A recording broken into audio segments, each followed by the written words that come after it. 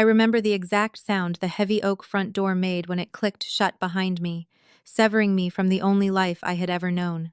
I was 18, shivering on the porch with a single black garbage bag of clothes, listening to my older sister's muffled, triumphant laughter through the frosted glass. Just minutes prior, she had looked my parents dead in the eye and delivered the ultimatum that shattered my world. Either she goes or I do. They chose her. And honestly, it was the most brutal, magnificent favor they ever did for me. To understand how you get thrown out like yesterday's trash by the people who gave you life, you have to understand the dynamic of the Evans family household in Oak Creek, Illinois. My sister, Brittany, was the sun around which my parents, Robert and Diane, desperately orbited.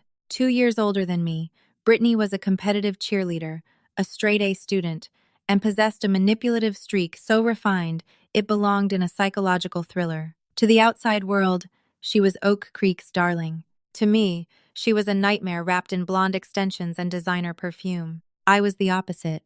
I was quiet, wore thrifted clothes by choice, and preferred the company of my sketchbook over the country club elites my parents constantly tried to impress. In their eyes, I wasn't just a disappointment.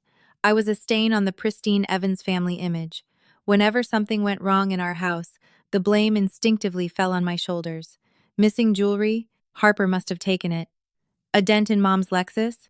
Harper was probably careless with her bicycle. But the night of my high school graduation was the night Brittany's sociopathy reached its terrifying peak. It was June 14th.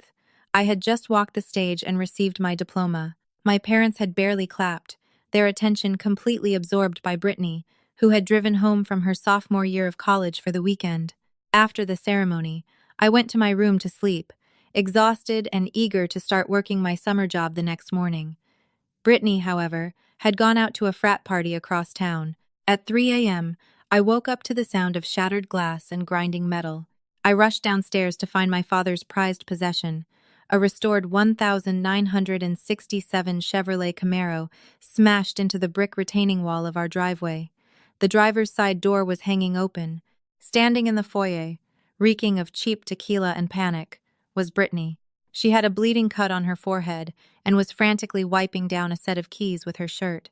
Before I could even process what I was seeing, the hall lights flicked on. My father came rushing down the stairs, his face draining of color as he looked past the open front door to his ruined car. "What happened?" he roared, his voice shaking the floorboards. Brittany didn't miss a beat. The panic on her face vanished, replaced instantly by manufactured, hysterical tears. She pointed a trembling finger directly at me. "I tried to stop her, Dad," Brittany sobbed, collapsing onto the bottom stair. She came home completely wasted. I heard the engine start and ran outside to pull her out of the car, but she hit the wall. She almost ran me over. I stood there, frozen in utter disbelief. "What? Dad, I've been asleep. I'm in my pajamas." "She threw the keys at me," Brittany wailed, tossing the keys onto the entryway rug. "Look at my head." She pushed me into the doorframe when I tried to take them away. I looked at my mother, who had just rushed down, expecting her to see through this glaringly obvious lie. I didn't even have a driver's license yet. I had failed the test 3 weeks prior due to anxiety. I didn't drink. I had been in bed for 4 hours. "Mom, Dad, please," I begged, my voice cracking. "Smell my breath. Look at her. She's the one who smells like alcohol." But the narrative had already been set in their minds. To them, Brittany was a pre-law honor student. I was the erratic, jealous younger sister. My father didn't even look at me. He looked at his ruined Camaro, then at his golden child bleeding on the stairs, and something in his eyes snapped. "Go pack your things," he said to me. The quietness of his voice was more terrifying than his yelling. "Dad, you can't be serious. Check the neighbor's doorbell camera. Mr. Henderson's camera points right at our driveway," I pleaded, desperation clawing at my throat. Brittany flinched a micro-expression of pure terror, but she quickly recovered, clutching her chest and hyperventilating. "I can't do this anymore," she screamed, her voice echoing off the high ceilings. "She's toxic. She's dangerous. She almost killed me tonight, and now she's lying about it. Mom, I can't live in a house with a psychopath. Either she goes, or I do. I mean it. I'll pack my bags right now and drop out of school. I will never speak to you again if you let her stay here." It was the ultimate trump card. The threat of losing their perfect daughter was too much for Diane and Robert Evans to bear. My mother turned to me, her eyes cold and hollow. "You have 15 minutes to get your things out of my house, Harper. Leave the front door key on the counter." I didn't cry. The shock was so profound it paralyzed my tear ducts. I walked upstairs, grabbed a heavy-duty trash bag from the kitchen on my way, and shoved whatever clothes and shoes I could fit inside it. I grabbed my birth certificate, my sketchbook, and the $400 I had saved from tutoring. As I walked back down, my father was already outside assessing the car. My mother was icing Brittany's forehead in the kitchen. Brittany caught my eye through the doorway, and the moment my mother turned her back, the tears vanished from my sister's face. She looked right at me, smiled, and mouthed the words, "Bye, loser." The heavy oak door clicked shut. It was 4:15 a.m. I was 18 years old, entirely alone in the world, standing in the cold June rain. The first few weeks were a crash course in survival. I walked 3 miles that night to the only place I knew would open their doors, the home of my high school friend, Madison Reynolds. Her mother, a tough but kind emergency room nurse, took one look at me shivering on their porch and pulled me inside without asking a single question. I slept on Madison's lumpy basement sofa for 2 months. I knew I couldn't overstay my welcome, so I immediately went into overdrive. I secured 2 jobs, the opening shift at Miller's Auto Parts stocking shelves at 5 a.m., and the closing shift waitressing at the Silver Spoon Diner out on Route 9, dealing with drunk truckers until midnight. I learned very quickly that anger is an excellent fuel source. Every time my feet ached, every time a customer snapped at me, I saw Brittany's smug smile in the kitchen. I remembered my parents turning their backs. That rage kept me awake when my body begged for sleep. It pushed me to enroll in evening business classes at the local community college, paying my tuition entirely in cash from diner tips. While Brittany was busy partying on my parents' dime, and subsequently failing out of her pre-law program by her junior year, a fact Madison gleefully relayed to me from the hometown grapevine, I was learning how to read financial statements, study market trends, and understand corporate restructuring. My breakthrough didn't come from luck. It came from relentless observation. Working at the auto parts store, I noticed their inventory supply chain was an absolute disaster. The owner, a gruff man named Arthur Miller, was bleeding thousands of dollars a month on delayed shipments and overstocked dead inventory. One Tuesday, after finishing my shift, I slapped a 30-page optimization proposal on his desk. I had mapped out a completely new logistics system for him. Arthur read it, looked at me, and said, "If you can actually implement this, I'll give you a 10% cut of the annual savings." I implemented it. 6 months later, Arthur cut me a check for $22,000. It was more money than I had ever seen in my life, but I didn't spend it. I used it as seed money. I realized there were hundreds of medium-sized businesses in the tri-state area bleeding money due to archaic operational inefficiencies. I printed business cards that read Harper Analytics and started cold calling. The next 5 years were a blur of grueling work, sleepless nights, and slow, steady climbing. I moved out of Madison's basement and into a tiny studio apartment in Chicago. I took on clients, fixed their failing infrastructures, and took a percentage of their renewed profits. By the time I was 25, Harper Analytics had grown into a boutique private equity and consulting firm. I had a team of 12 ruthless, brilliant analysts working under me. By 28, I was a millionaire. By the time I hit my 10-year exile anniversary at 28, I was sitting in a corner office on the 42nd floor of a glass skyscraper overlooking Lake Michigan, managing a portfolio worth over $50 million. I had completely excised my family from my life.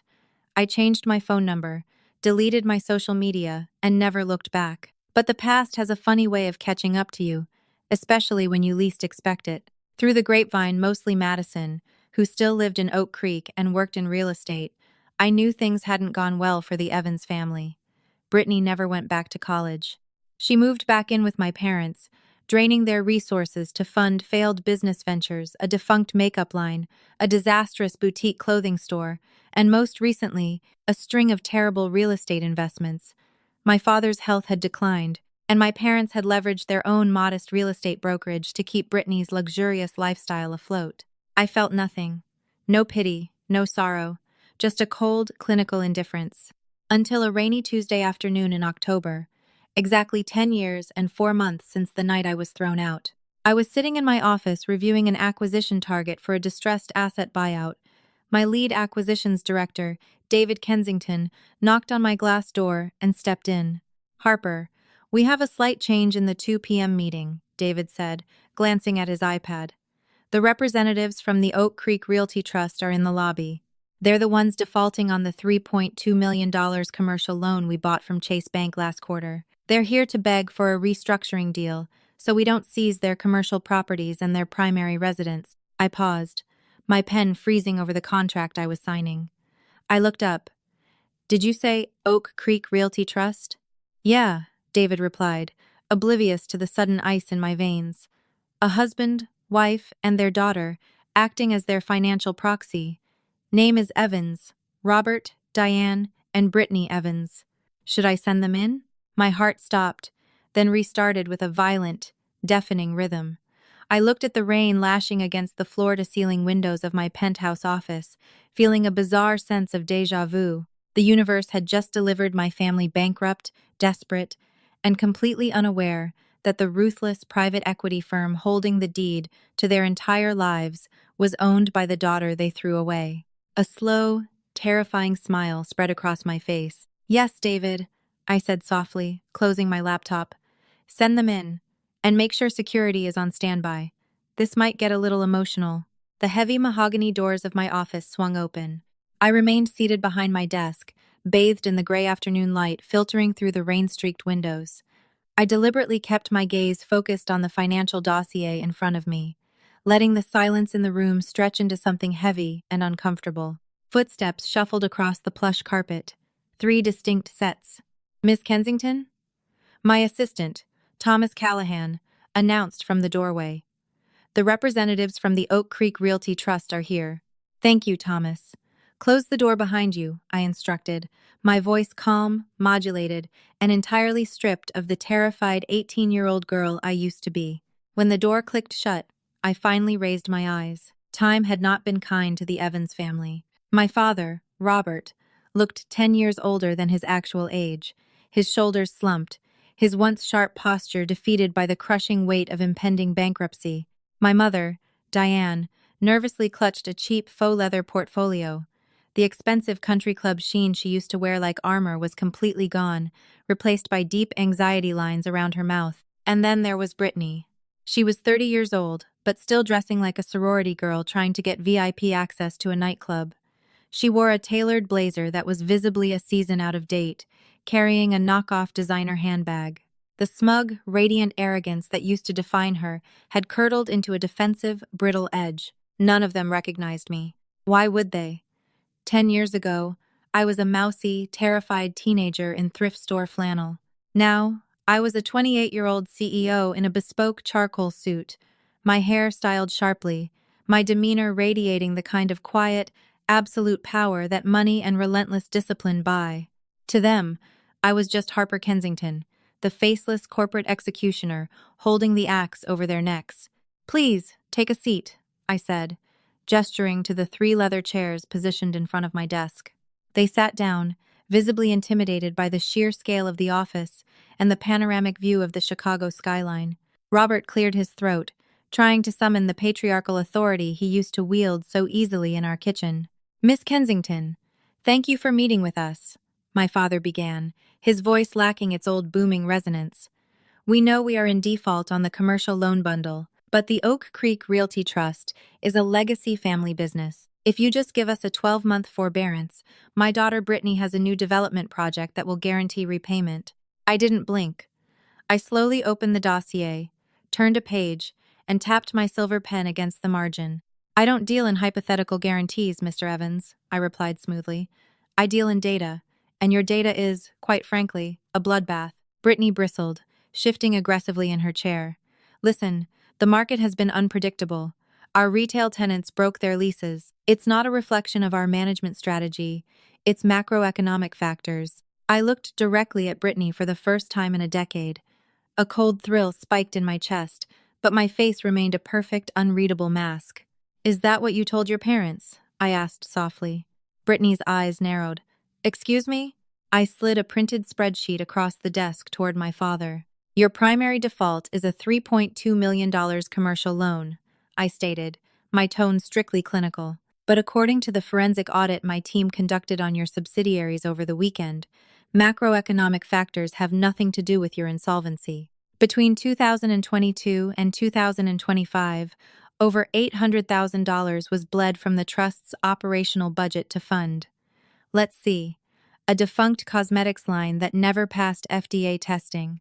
A retail boutique that paid 3 times the market rate for interior design consultations billed by an LLC, registered exclusively to Brittany Evans. My mother let out a small gasp, staring at the paper. What? I continued, relentless. Furthermore, the commercial properties weren't just mismanaged. They were intentionally neglected to free up capital, which was then funneled into personal accounts. You aren't victims of a bad market, Mr. and Mrs. Evans. You are victims of systematic internal embezzlement.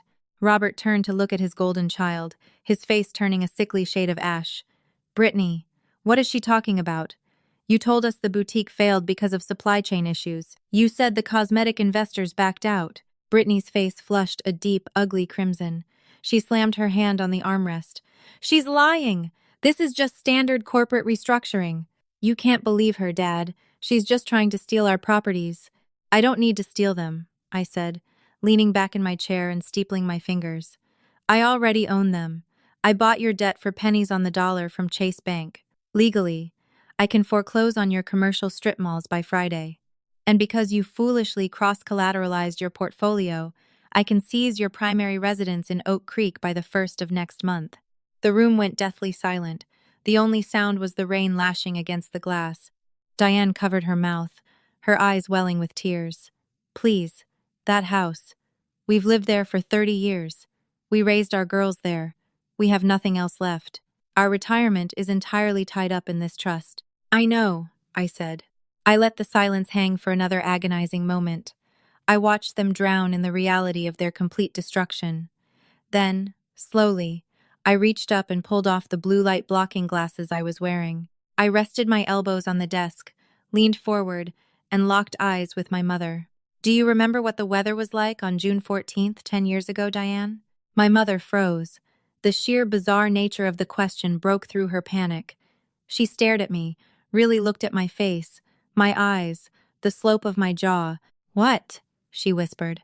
It was raining, I said, my voice dropping to a low, dangerous register. Just like today. It was pouring, and it was quite cold for June. I remember because I had to walk 3 miles to Madison Reynolds' house, wearing only pajama pants and a thin jacket, carrying a trash bag. Robert stopped breathing. I watched the realization detonate behind his eyes. The color entirely vanished from his face, leaving him looking like a ghost. Oh my God, he breathed out, gripping the edge of my desk as if the floor had just dropped out from under him. Brittany stared at me, her mouth opening and closing like a suffocating fish. Harper? Hello, Brittany, I smiled. It was not a kind smile. The psychological collapse of the Evans family happened in real time right in front of me, and it was a masterpiece to witness. Harper. It's you, my mother cried, half rising from her chair before sinking back down, trembling violently. My baby. You. You own this company? I built this company, I corrected her, my tone freezing any attempt at a heartfelt reunion, and I dropped the name Evans a long time ago. It's Kensington now. So I suggest you maintain professional boundaries, Mrs. Evans. My father looked completely devastated, staring at his ruined life on the spreadsheet, and then at the daughter he had thrown away. Harper, please. We didn't know. We thought you were the one who crashed the car. Did you? I asked, my voice snapping like a whip. Did you really think that? I failed my driver's test. I didn't drink, but you didn't even check the neighbor's security camera, did you? Because it was easier to throw me in the trash than to hold your perfect golden child accountable. I turned my terrifying gaze back to Brittany, who was shrinking into the leather chair, looking smaller and more pathetic than I could have ever imagined. By the way, I said to her, how was the hangover the next morning? Did the tequila make it hard to watch me get dragged out of my own home? You're a psycho, Brittany spat, though her voice shook. You planned this. You targeted us. I promise you, you aren't important enough for me to target. I laughed, a cold, hollow sound. You were just a bundle of toxic assets packaged by Chase Bank. When my acquisitions director told me the name on the file today, it was just a happy coincidence. The universe finally balancing the scales. Harper, we are your family, Diane pleaded, tears streaming down her face, ruining her makeup. You can't take our house. You can't put us on the street. We're sorry. We were wrong. Please. Family, I repeated, letting the word roll around in my mouth like a piece of glass. Where was my family when I was sleeping on a lumpy basement couch for 2 months? Where was my family when I was working 60-hour weeks at a diner, being screamed at by truckers so I could afford community college? You weren't my family. You were my landlords, and you evicted me. I opened a secondary folder on my desk and pulled out a freshly drafted contract. I placed it in the center of the desk, perfectly aligned between my parents.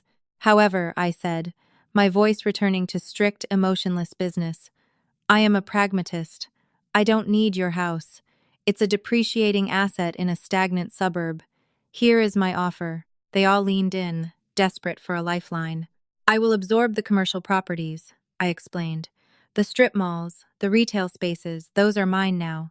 You will sign over the deeds today, and I will wipe the $3.2 million debt clean. I will unleverage your primary residence, meaning you get to keep your house in Oak Creek, free and clear. Relief washed over my father's face. Thank you, Harper, thank you. I swear we will make it up to you. I'm not finished, I interrupted, raising a finger. I looked directly at Brittany. The smugness was completely gone. She looked terrified. I am only saving the primary residence on one condition, I stated, locking eyes with my father. You are going to restructure the Oak Creek Realty Trust right here, right now, in this office. You are going to remove Brittany's name from every single asset, account, and deed. You will cut her off entirely. Zero financial support. Zero access to the house. Brittany shot up from her chair, screaming, You can't do that. I can do whatever I want, Brittany. I hold the paper, I said coldly. I looked back at my parents, who were staring at me in horrified shock. 10 years ago, I said, leaning forward, savoring every single syllable. She looked at you and said, Either she goes, or I do. And you made your choice in 15 minutes. So, Mom, Dad, I'm returning the favor. If you want to keep a roof over your heads and not die in a state-funded nursing home, you sign her out of the trust right now. Either she goes, or you all lose everything. The poetry of the moment hung in the air, heavy and absolute. You can't ask us to do that, my mother sobbed, reaching for Robert's arm. She's our daughter. So was I whispered. Dad, don't do it, Brittany shrieked, grabbing his shoulder. We can declare bankruptcy. We can fight her in court. We can find another investor. With what money, Brittany? My father snapped, his voice suddenly echoing with a raw, broken fury. He turned to his golden child, the betrayal of the forensic audit finally overriding his blind devotion. You stole from us. You embezzled our retirement. We have nothing left to fight with because of you. I deserve that money. Brittany screamed back, dropping the victim act entirely, her face twisting into something ugly and venomous. I was the one trying to build a brand. You two are dinosaurs. You were just going to let it rot in a savings account anyway. I'm the only reason anyone in this town even respects the Evans name. The silence that followed her outburst was deafening. My parents stared at the monster they had created, the monster they had chosen over me. The veil was finally lifted. Brittany wasn't a victim, she was a parasite, and they had let her bleed them dry. Without another word, my father reached into his breast pocket, pulled out his reading glasses, and picked up the silver pen from my desk. His hands were shaking violently as he signed the first page, surrendering the commercial properties. Then, he flipped to the restructuring addendum. He signed his name on the line that permanently excised Brittany from the family trust. He slid the paper to my mother. Diane looked at Brittany, a tear falling onto the contract, and signed her name next to his. You're dead to me, Brittany hissed, looking at our parents with pure, unadulterated hatred. She turned her venomous glare to me.